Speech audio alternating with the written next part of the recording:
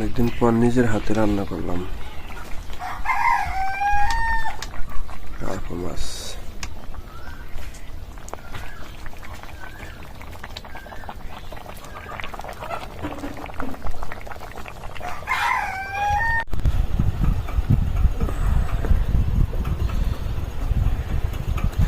যাই হোক, আজকে কার্পো মাছের মাথা এবং লেজ এবং কিছু এই যে আমি ছোটো ভাইয়ের জন্য এরকম ডোম রান্না করছি।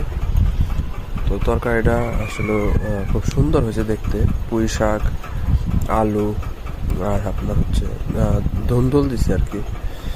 কিছু ধুন্দুল আছে এই যে যেগুলো গলে গেছে, যে ধুন্দুল গাছের, সব কিছুই আমার নিজের গাছের। তো বাসায় কেউ নাই, তো এই সুবাদে আর কি আমার রান্না করা অনেকদিন পর।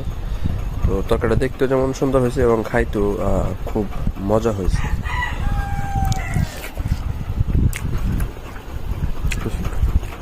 খুব মজা হয়েছে, খুব অনেকদিন পরে রান্না করলাম। আগে প্রায় সময় রান্না করা হতো,